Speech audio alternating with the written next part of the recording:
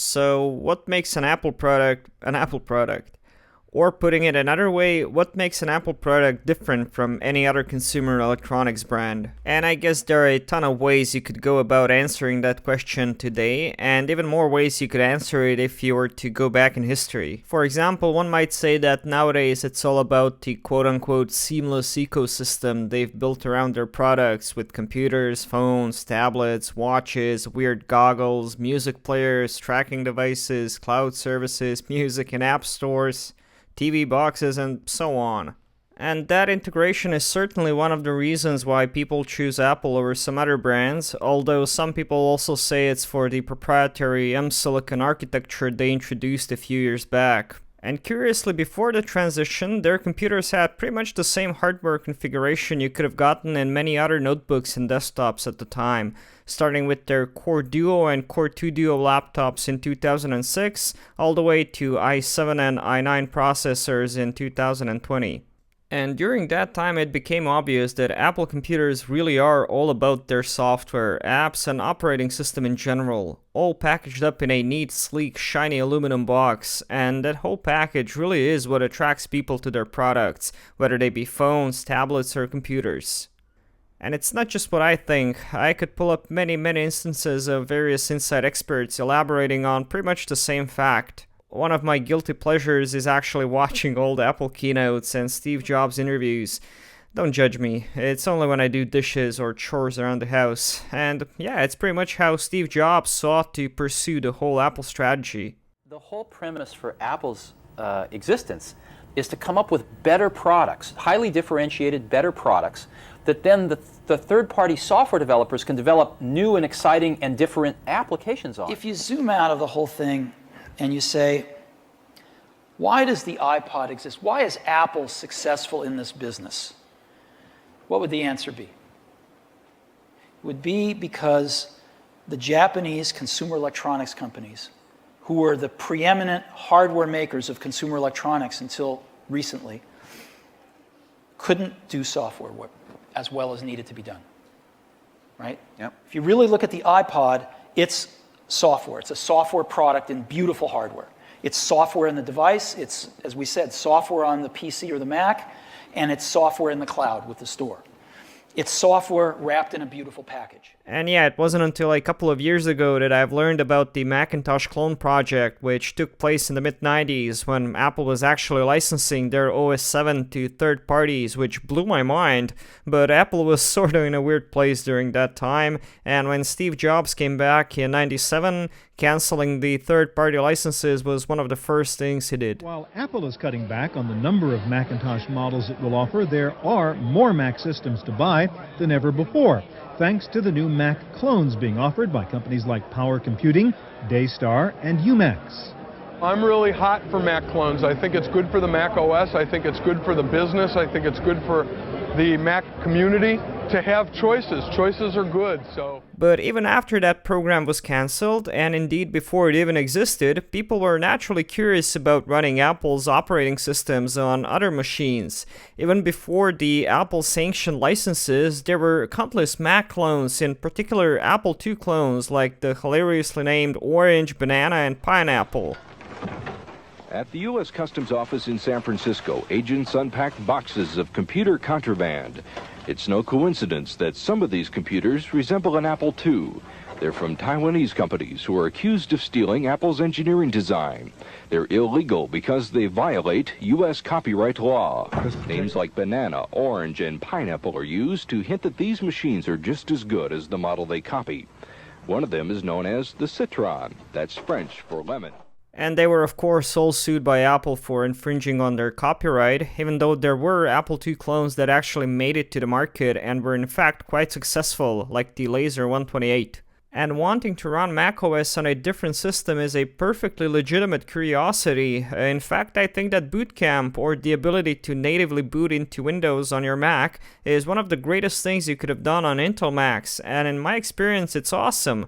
I was one of those people who ran Windows 7 on my MacBook Pro, and it was one of the best Windows laptops I had around the house. So naturally there's a question of, can you do the opposite? Can you run macOS on a computer that's not made by Apple? And the obvious answer is yes, of course you can, because computer geeks can do pretty much whatever they set their minds to, and even though this practice existed throughout the entire history of Apple, it obviously became way easier with Apple adopting the Intel platform. In fact, this practice became so relatively mainstream that it actually has a name you're probably familiar with: Hackintosh. And even though I was super into running Windows apps and their OS on my Macs for as long as I can remember, curiously I was never really interested in doing the opposite. And thinking about it, it's probably because I always had a Mac in my household, so it didn't really make sense to try and run macOS on anything else.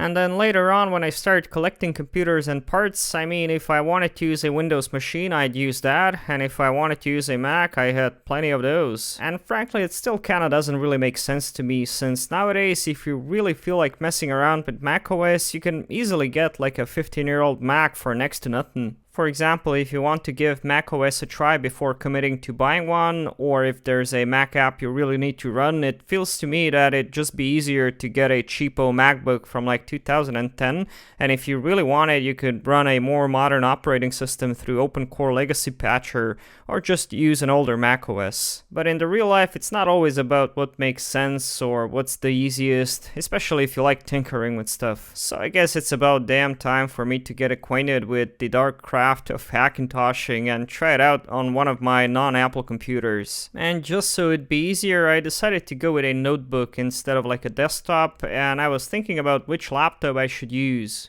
And I mean, why not go with something that's pretty much the exact opposite of Apple in terms of design, and that's IBM's ThinkPad line of products.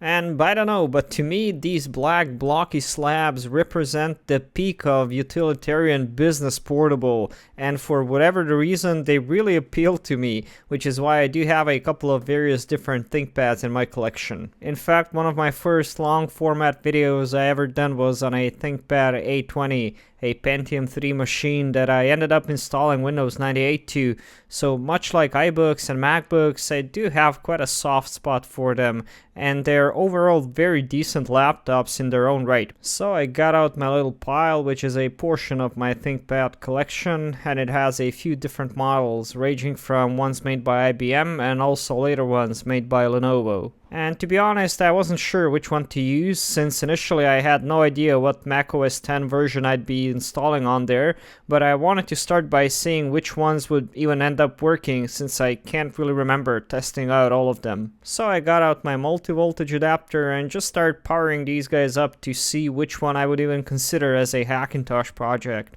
Apart from that A20, there were a couple of R50Es, a T43, T61, and an R500, and they all mostly worked. Some even booted into Windows, apart from that T61, which clearly had a screen issue at the very least, and that R500, which turned on, the best I could tell, but wouldn't really post for some reason. Since I get these things from recycles or auctions for cheap, I don't really know their condition before I actually test them out, and it seems like the previous owner of this ThinkPad actually wrote some configuration stats at the bottom.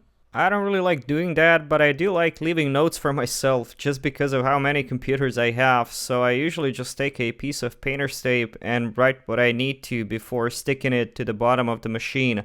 That way it's way easier to remove later on. Anyway, after testing out these guys, I've settled on this IBM T43, which not only worked but booted into Windows 7. And again, I really like the design of this thing. It has that signature ThinkPad look, but it's actually a bit slimmer and sleeker with a beautiful dated aspect ratio 14-inch screen. It was released in 2005, which was a turning point for Apple since they've announced they would be moving to Intel that year, but at that point their flagship notebook was a G4 PowerBook, and by that time they moved to the aluminum construction, which was later also used in their first Intel Pro portable, the MacBook Pro.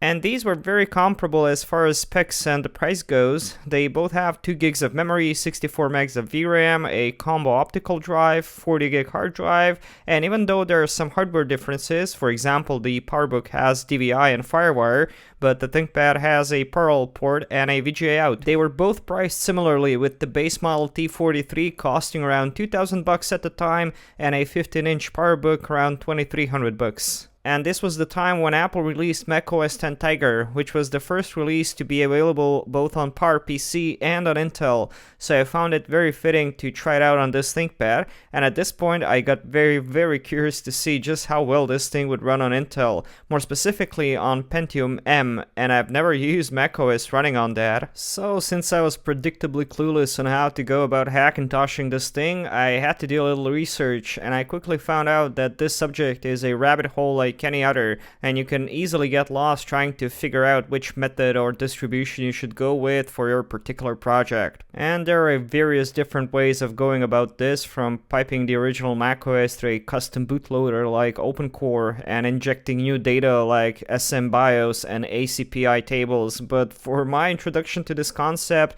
I chose to do something that seemed to be more quote-unquote plug and play. And I chose to use a pre-configured distribution known as Jazz or JIS, which includes the Tiger image along with some additional patches. I found this one on archive.org, and apparently you can just burn it to a disk and boot off of it, so that's what I proceeded to do. I just kinda anxiously popped the disk in, and I wasn't really sure what to expect, but upon booting from it, it just started up in what looked like verbose mode to me, which is a boot environment you can access even on regular Macs. And it looks like an intimidating command line, and it threw up all sorts of concerning messages about missing files and drivers, but I just let it do its thing. The DVD drive was making some interesting sounds, so I was kinda concerned about whether it would die or not.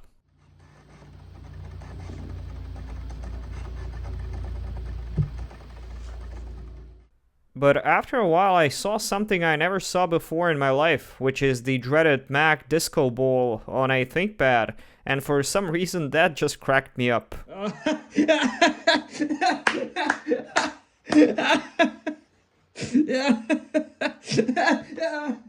And yeah, it took quite a while for that drive to chew through all the data, but I eventually was greeted by the language selection menu. And what a sight. This is pretty wild. I never thought we'd get this far this quickly. I expected a whole bunch of errors, and since this thing is coming off directly from the DVD drive, it's kinda slow, but damn. It seems to be working. Oh man, this is so weird. Do we have disk utility? Yes, we do. So I referred to the disk utility, and I proceeded to format the existing drive, which I was kind of curious as to what disk format I'd be able to format the drive to, and it turns out that it's the same macOS extended format you'd use with a real Mac.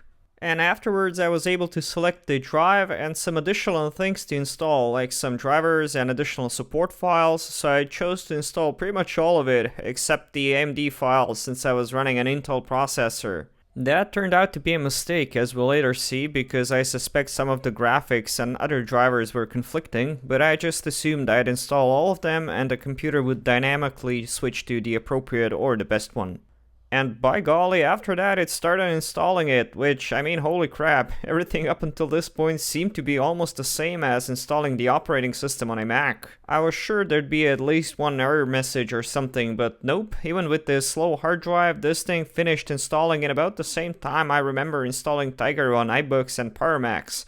Pretty good stuff. After it finished, I restarted the machine and anxiously awaited what was going to happen next.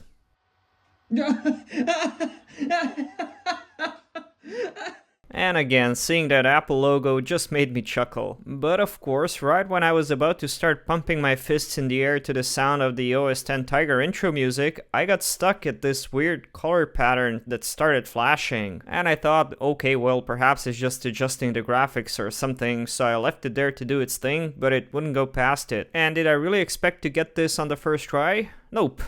So I did a bit of troubleshooting, and I've read somewhere that I should try reinstalling the OS, but leave out all the optional installs and just go with the base config, with only the Intel drivers included. So reluctantly, that's what I've tried. I went through the whole process again, but left all the optional install files unchecked, and that actually made the installation go a bit quicker because there were less files to get off that DVD. And so after it was done, I restarted the machine and crossed my fingers. And well, it kernel panicked, which was awesome. So at that point I tried restarting the machine a couple of times, and after that failed, I went to the installer again and tried, I don't know, fiddling with some other settings, like I've tried 3 other combinations which all gave me either that weird color pattern or the kernel panic screen. And if I was doing this just out of curiosity, I would have just said screw it, and I'd stuck to my iBook or MacBook and I'd tell this Hackintosh to go suck it. But since I was determined to make a video and it felt like I was so close to seeing that glorious OS X desktop, I just wanted to see it do it. So I gave it one more shot and I've installed only the Intel drivers, and it made sense to install those, but it wasn't out of the blue that I was trying these things. I was actually going by some forum and Reddit posts, and I'll talk more about that soon, but there is no guarantee that this process will work as well or at all on your particular machine, since there are so many possible hardware configurations which will all be different. And I guess this ThinkPad felt that I was on the brink of throwing it out of the window, and it went, alright man, calm down, here's your stupid macOS, jeez. And when I was almost ready to give up, it finally made it past the Apple logo, and I can't remember the last time I was this happy to hear that macOS X intro music.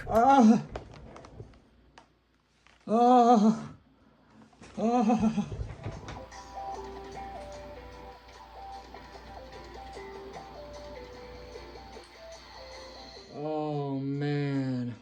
Man, just seeing that whole UI on this ThinkPad truly was bizarre, and to a 13-year-old me, this would have felt like voodoo, and it still kinda feels like it too. Also, seeing that unknown processor in about this Mac made me smile, and it really felt like this thing had an identity crisis.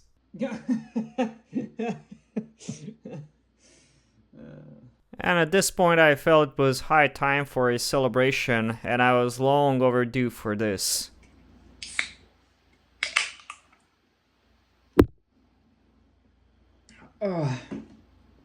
And there were a couple of things I noticed were missing right away, like airport Bluetooth, but honestly for this occasion I don't really care about any of that, although I will try getting that to work later on, just because. But for now I wanted to make sure all the basic functions were performing how they should, like sound, graphics, ports, and yeah, it all seemed to be working fine. But the best way of really testing it all out was to try running some apps, and by apps I mean games. And throughout our journey exploring old Macs, we've seen how the G4 systems performed with some era-appropriate titles, and I was very curious as to how this Pentium would handle the same tasks. But upon trying to run StarCraft here, it would just crash, or not start up at all. Huh, so that was weird. Let's try something else here, like UT 2004. Nope, just hangs. In fact, none of the games I've tried wanted to load up at all, which was disconcerting. OS experience in general was okay. Most of the built-in apps were working, kinda, I guess. I've tried installing GarageBand, and again, it kinda worked. It even recognized my USB audio interface, but then it would just make fart noises and eventually hang or crash.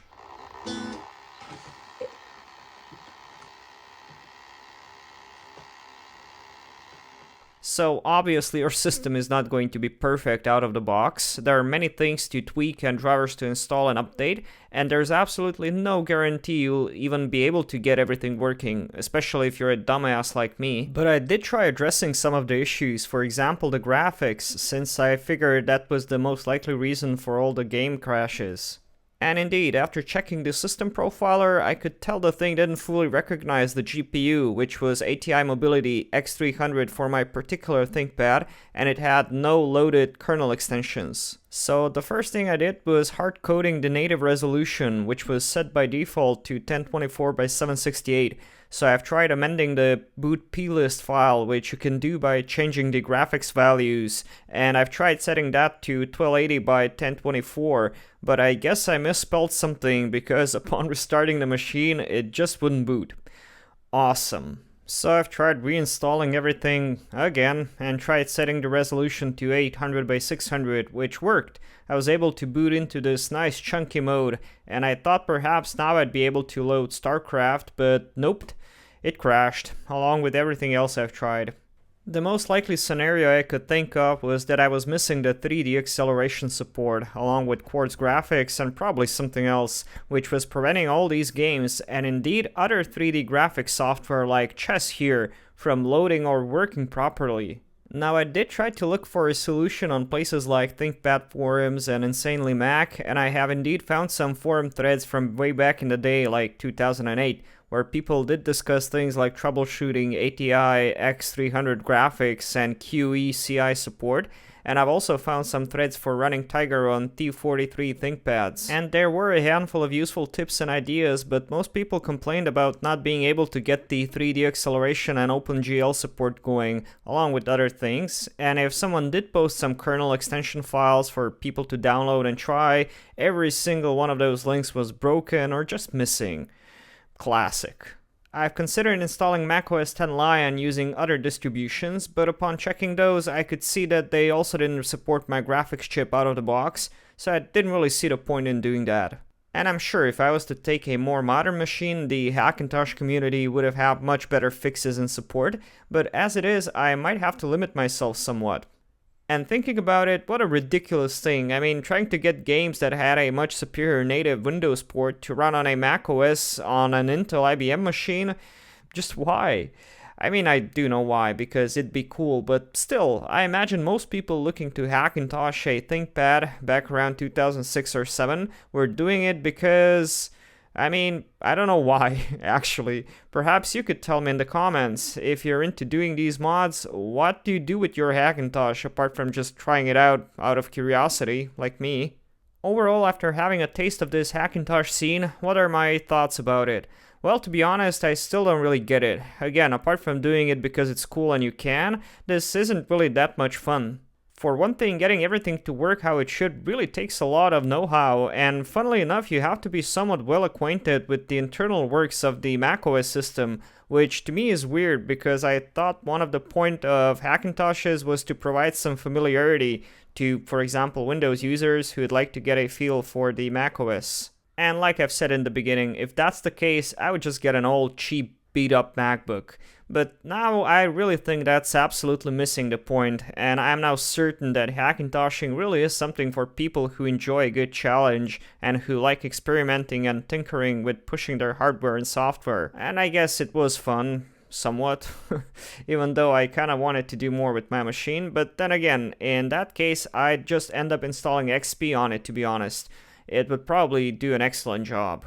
And if by any chance you've managed to get OpenGL, 3D acceleration, and all the other stuff working on your T43, let me know how in the comments. And if you have any kernel extension files you're willing to share or something, I'd appreciate it. You can also DM me about it in our Discord group, link in the description. We have all sorts of nerdy fun there. Also, if you'd like to get early access to my videos and help me out a little, you can join my Patreon for just $1 a month, or more if you'd like. And if you like watching me experiment with the hardware and software, Apple and other, you might want to consider subscribing.